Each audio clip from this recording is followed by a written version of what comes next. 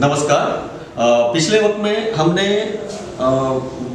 व्यावसायिक संधिमय में यूनिट 1 देखा। उसके बाद में आज हम देखते हैं यूनिट 2 का पहला चैप्टर, भारतीय साझेदारी अधिनियम 1932।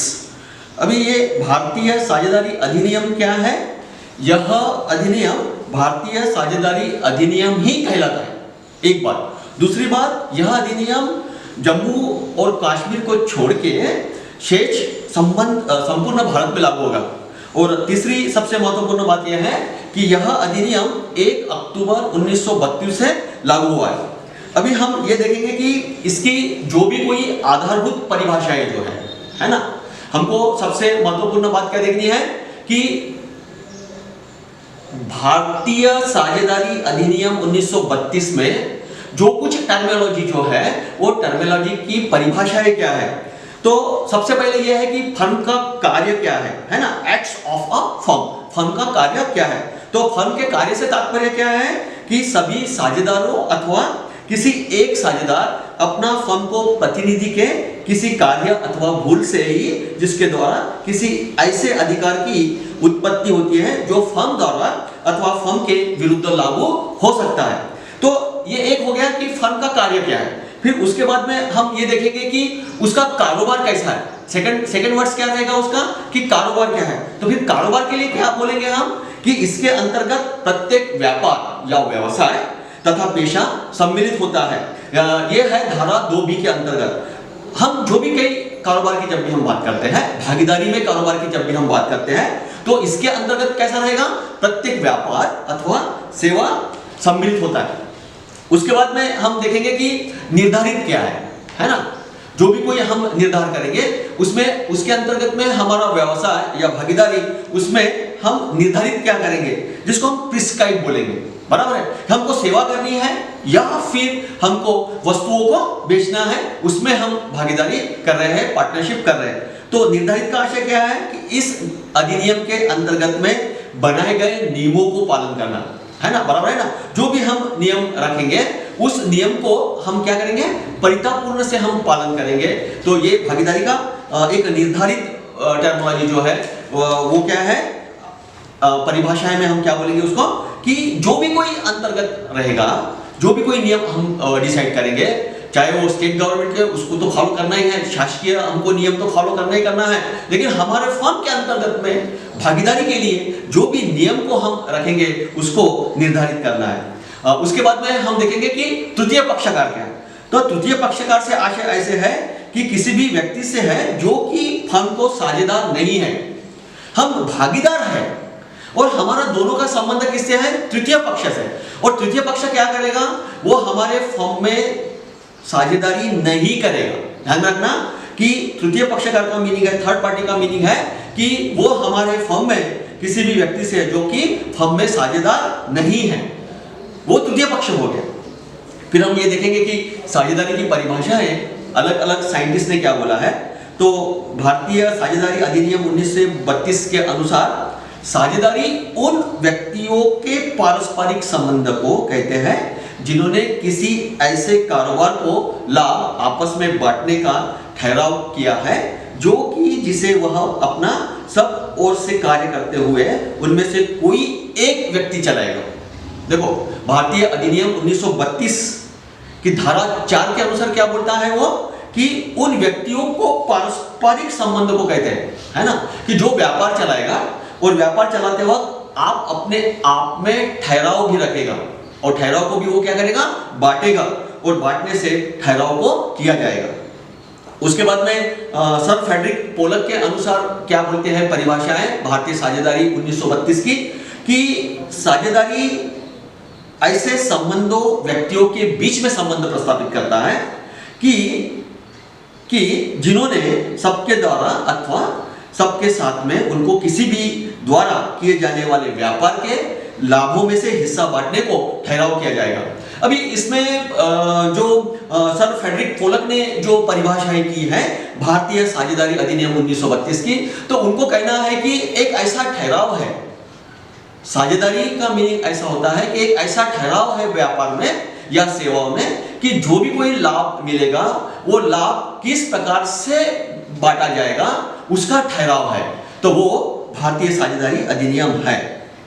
फिर हम ये देखेंगे कि साझेदारी के तत्व तथा लक्षण या विशेषताएं क्या है। तो सबसे महत्वपूर्ण बात यह है कि सबसे पहले साझेदारी में दो या दो से अधिक व्यक्ति का होना सबसे जरूरी है।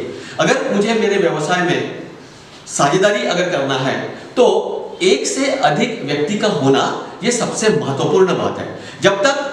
जब तक एक से ज्यादा व्यक्ति आपस में आके आपसी विचारों से, आपसी तत्वों से एकत्रित नहीं होंगे, ठहराव को पास नहीं करेंगे, तब तक वो साझेदारी नहीं करेंगे। अगर मैं बोलता हूं कि मैं मेरा खुद का बिजनेस मैं साझेदारी के रूप में मैं प्रस्तुत करना चाहता हूं, तो उसमें मुझे मेरे अतिरिक्त व्यक्तित्व भी अधिक से अधिक होना चाहिए। यानी इसका मतलब ये हुआ कि साझेदारी करते वक्त दो या दो से व्यक्ति का होना सबसे महत्वपूर्ण बात है। उसके बाद में हम ये देखते हैं कि ठहराव का होना चाहिए। जैसे कि हमने बोला कि व्यवसाय हमको करना है, हमको व्यवसाय में साझेदारी के साथ में हमको व्यवसाय करना है, तो फिर हम उसमें क्या करेंगे? तो उसमें हमें यह देखना पड़ेगा कि हम किस ठहराव के अंतर्गत में हमारी साझेदारी है। क्या हमारा कोई प्लॉट का बिजनेस है, क्या कोई हमारी एसेट्स की बिजनेस है, क्या हमारी वस्तुएं बेचने की बिजनेस है, या क्या हमारी जो साझेदारी हो रही है वो सेवा प्रस्तुत करने के लिए है। इसका योग्य या उत्तम रीति से जो ठहराव रहेगा वो ठहराव का होना सबसे महत्वपूर्ण बात है। जब तक हम ठहराव को रखेंगे नहीं तब तक हम साझेदारी नहीं कर सकते। जब हम ठहराव को रखेंगे तो इसका मतलब यह हुआ कि जब हम ठहराव रख रहे हैं तो जितने कोई साझेदारी है, जितने कोई व्यक्ति है, जितने कोई व्यक्तित्व वहां पे कार्य कर रहे हैं सेवा के प्रति या वस्तु को बेचने के प्रति या एसेट्स को बेचने के प्रति, तो वो जितने सारे व्यक्तित्व है वो सारे के सारे व्यक्तित्व वो एक ही ठहराव से कार्य करेंगे। उसके बाद में तीसरा सबसे महत्वपूर्ण बात यह है कि कारोबार का होना सबसे महत्वपूर्ण बात है। जैसे कि हम साझेदारी का ठहराव तो हमने पास कर दिया, लेकिन हम किस कारोबार के अंतर्गत में कार्य कर रहे हैं, है ना। सबसे महत्वपूर्ण बात यह है कि हम क्या कारोबार कर रहे हैं। क्या हम वस्तुओं को दे रहे हैं या फिर हम सेवाओं को दे रहे हैं, यह निश्चित होना उस साझेदारी में सबसे महत्वपूर्ण है। यानी इसका मतलब क्या हुआ कि कारोबार का होना सबसे महत्वपूर्ण बात है। उसके बाद में साझेदारी में क्या होना चाहिए?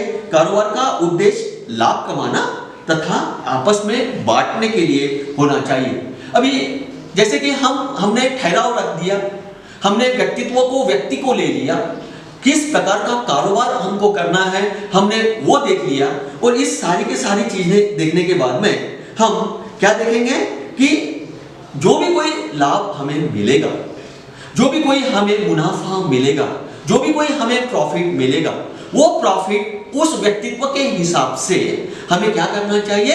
हमें आपस में बांटना चाहिए। यानी कि सबसे महत्वपूर्ण कारोबार जब भागीदारी में आता है, साझेदारी में आता है, तो सबसे महत्वपूर्ण किस चीज के लिए कॉन्सेंट्रेट करते हैं कि उनका जो महत्वपूर्ण उद्देश्य जो है लाभ कमाना, उस लाभ कमाने में जो भी कोई लाभ आएगा, जो भी कोई प्रॉफिट आएगा, जो भी कोई मुनाफा आएगा, वो आपस में बांटना चाहिए। उसके बाद में कारोबार का संचालन सबसे द्वारा अथवा अपनी सहमति से किसी एक व्यक्ति के द्वारा होना चाहिए।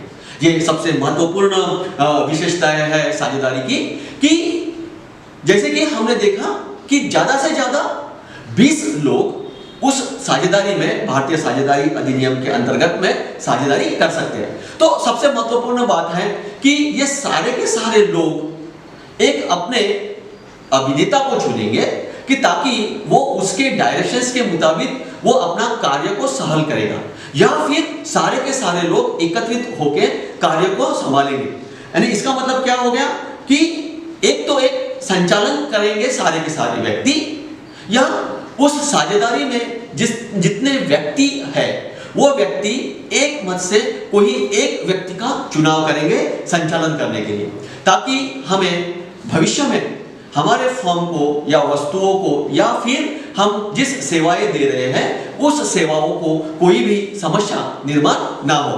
यानी इसका मतलब क्या हो गया कि कारोबार का संचालन करने के लिए सबके द्वारा एक सहमति से एक व्यक्ति को चुनना, या फिर सारे के सारे व्यक्ति मिलके उस संचालन को चलाना। उसके बाद में हम देखते हैं कि प्रत्येक साझेदार अपनी फर्म का एजेंट एवं स्वामी दोनों होता है। हाँ, अभी हम ये बात बोलेंगे कि कोई ना कोई व्यक्ति कोई भांडवल देगा, कोई कार्य करेगा, और कोई क्या करेगा कि उसमें जिस प्रकार की उसकी भागीदारी रहेगी, साझेदारी रहेगी, उस प्रकार से वो कार्य करेगा।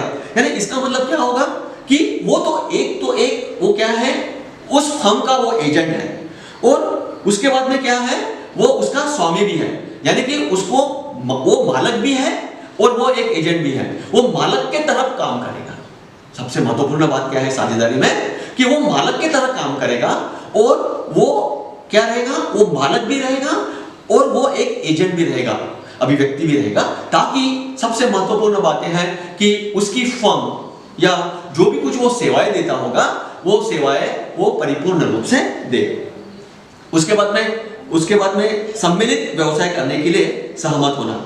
अभी सम्मिलित व्यवसाय करने के लिए सहमत होना, इसका मतलब क्या हो गया कि साझेदारी से यह सिद्ध होगा कि सम्मिलित होकर किसी वैज्ञानिक कारोबार को नहीं करेंगे, वो एक साझेदारी नहीं कहलाएंगे। किसी भी साझेदारी को दिवालिया होना या अथवा मृत्यु हो जाने पर साझेदारी का क्या हो जाएगा, अंत हो जाएगा।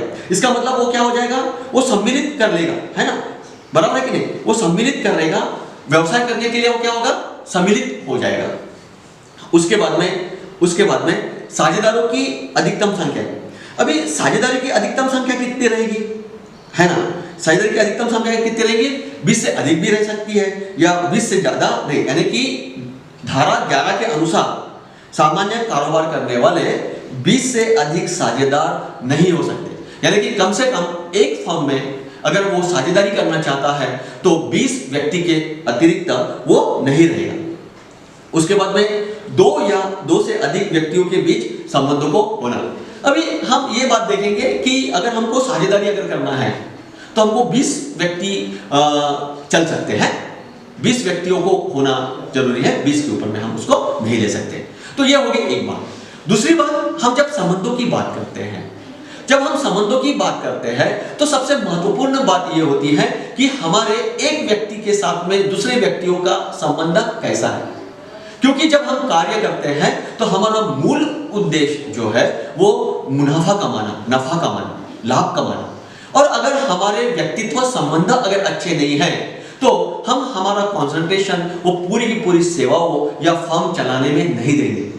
इसका मतलब यह हुआ कि जो भी व्यक्ति साझेदारी करना चाहते हैं भारतीय अधिनियम के अनुसार, भारतीय साझेदारी अधिनियम 1932 के अनुसार, तो हमारी विशेषताएं ये होनी चाहिए या हमारे तत्व ये होना चाहिए या हमारे लक्षण ये हो जाना चाहिए कि हमारे जो भी कोई संबंध है वो संबंध कैसे हो जाना चाहिए, अच्छे रहना चाहिए। यानी कि जितने कुछ साझेदार वो फर्म के लिए काम कर रहे हैं, व्यवसाय के लिए काम कर रहे हैं, बिजनेस के लिए काम कर रहे हैं, तो उनका संबंध जो है वो संबंध बहुत अच्छे होना चाहिए, ताकि हम साझेदारी में ज्यादा से ज्यादा मुनाफा हम कमा सके।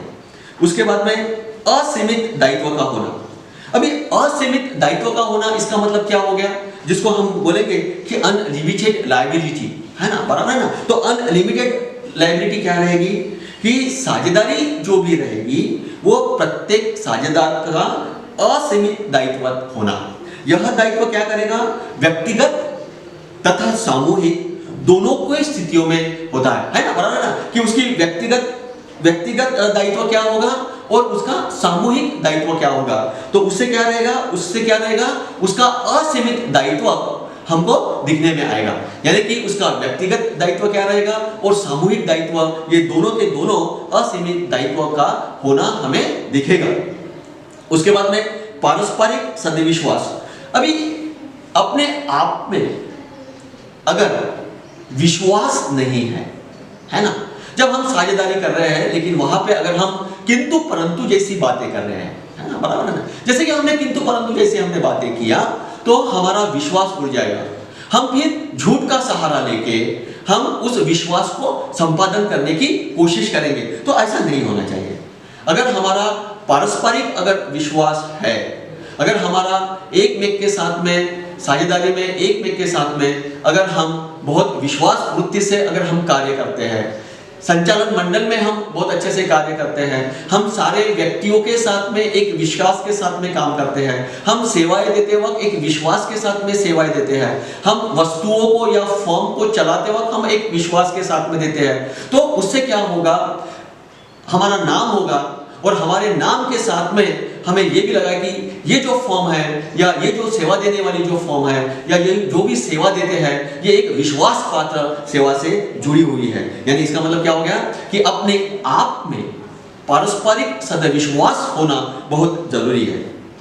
फर्म का निश्चित नाम, अभी साझेदार जिस नाम से कारोबार करने के लिए चाहते हैं तो वो उसके लिए जो भी कोई फर्म का नाम रहेगा वो नाम कैसा रहेगा, वो नाम जो है वो बिल्कुल निश्चित रहेगा, है ना।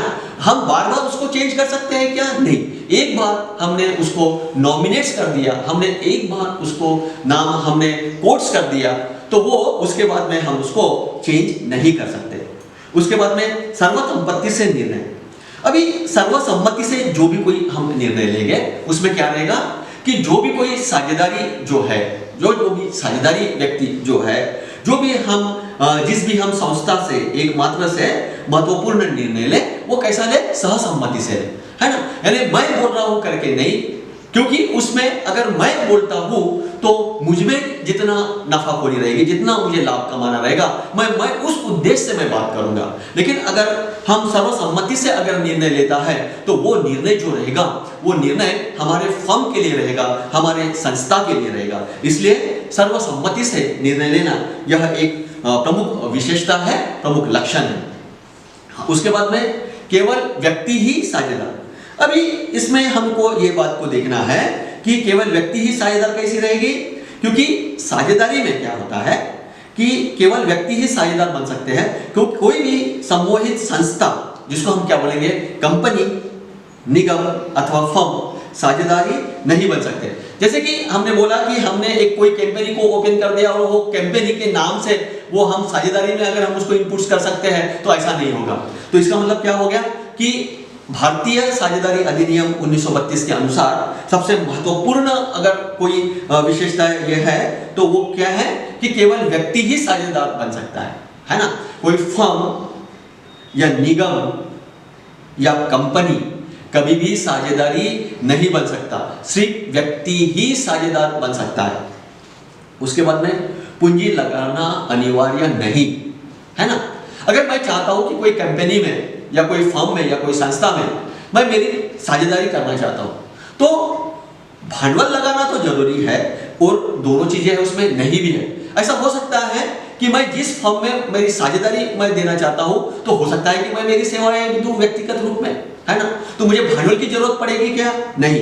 यानी मुझे पूंजी लगाना आवश्यक होगा क्या? नहीं। इसका मतलब यह हुआ कि साझेदारी करते वक्त मुझे कोई भी भांडवल लगाना जरूरी नहीं है, कोई भी पूंजी लगाना जरूरी नहीं है। मैं अपनी सेवा भी उस साझेदारी में दे सकता हूं, है ना। वो मैं अपना समय दे सकता हूं, अपना कार्य दे सकता हूं और मैं अपनी सेवाएं भी दे सकता हूं। पूंजी मुझे देने की कोई जरूरत नहीं है। उसके बाद में हानि से भी भाग लेना आवश्यक। सबसे महत्वपूर्ण बात यह है कि अगर हम ये देखना चाहते हैं कि सिर्फ लाभ कमाते वक्त ही हमारे लाभ का बंटवारा होना चाहिए क्या? बहुत बार ऐसा होता है कंपनी में या निगम में या फर्म में कि जो भी हम व्यवसाय कर रहे हैं, जो भी हम बिजनेस कर रहे हैं उसमें हमें हानि भी हो सकती है। और जब हमें हानि होगी तो उस हानि को कौन जिम्मेदार रहेगा, है ना। वो हानि किस साझेदारी में बांटी जाएगी? उस साझेदारी में बांटी जाएगी कि जिसमें जितने सारे व्यक्ति भागी है ना। तो वो सारे के सारे व्यक्ति में जो भी कोई हानि होगी वो हानि बांटी जाएगी। इसका मतलब क्या हुआ? इसका मतलब ये हुआ कि हम सिर्फ लाभ कमाते वक्त ही हमारे जो भी कोई लाभ हमें मिलेगा, जो भी हमें मुनाफा मिलेगा, हम उसी को नहीं बांटेंगे।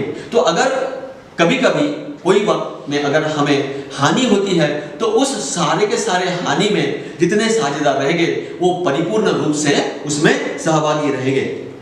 इसका मतलब क्या होगा कि जब हानि होगी तो साझेदारी टूट जाएगी क्या, या वो भाग जाएंगे क्या? नहीं, अगर वो भागते भी है तो भी जो भी कोई हानि रहेगी वो हानि उस व्यक्ति को दी जाएगी, उस व्यक्ति को पहुंचाई जाएगी और वो व्यक्ति उस हानि का सहभागी रहेगा। यानी सबसे महत्वपूर्ण बात यह है कि जब भी कोई संचालन मंडल में जब ठहराव होगा तो वो ठहराव में ये भी कोडिंग किया जाएगा कि अगर हमें हानि होती है तो वो हानि के लिए जितने साझेदार रहेंगे वो सारे के सारे उसमें भागीदार रहेंगे या भाग लेंगे। सबसे महत्वपूर्ण बात है कि हित हस्तांतरण पर प्रतिबंध। जैसे कि मैं बार बार बोलता हूं कि एक व्यक्ति से ज्यादा साझेदारी में होते हैं, बराबर। तो फिर सबसे महत्वपूर्ण बात है कि अगर मैं साझेदारी में हूं, कोई फर्म में, कोई बिजनेस में या कोई कंपनी में या कोई निगम में मैं साझेदारी हूं, एक व्यक्ति के रूप से मैं वहां से सहभागी हूं, तो फिर जब मैं उसमें सहभागी हूं तो मेरे ऊपर में जो भी कोई जिम्मेदारी होगी और मैं जिसके लिए भी सहभागी होगा तो मैं मेरी सहभागी या मेरी अथॉरिटी मैं किसी दूसरों को हस्तांतरित नहीं कर सकता। कर सकता हूं क्या मैं? नहीं। यानी कि मेरी जो जिम्मेदारी होगी वहां पे या जो भी कोई मेरा कार्य होगा, मैं वो मेरा कार्य दूसरों को मैं सौंप नहीं सकता या दूसरे का कार्य मैं अपने ऊपर में ले भी नहीं सकता। इसका मतलब क्या हुआ? इसका मतलब क्या हो गया कि साझेदारी में क्या रहेगा कि कोई भी साझेदार बिना अन्य सभी साझेदारी के सहमति के अतिरिक्त अपने हित का जो भी कोई हस्तांतरण रहेगा वो नहीं कर सकेगा, है ना, बराबर ना। यानी इसका मतलब यह हुआ कि अगर मैं एक पर्टिकुलर फर्म में या निगम में मैं साझेदारी हूं, है ना, भारतीय अधिनियम के अंतर्गत मैं साझेदार हूं, तो सिर्फ मैं जो भी कोई मेरा हित रहेगा वो मैं हित को मान्य करूंगा, मेरा हित मैं दूसरों को सुपुर्द नहीं करूंगा। हाँ, लेकिन जितने सारे साझेदार मेरे साथ में हैं, अगर उनकी अगर सम्मति है तो मैं अपने हित को दूसरे के मैं दे सकता हूं। अगर वो सम्मिलित नहीं है, वो अगर उसको मान्यता नहीं देते तो मैं अपने हित को दूसरों को हस्तांतरित नहीं कर सकता। Okay then, thank you.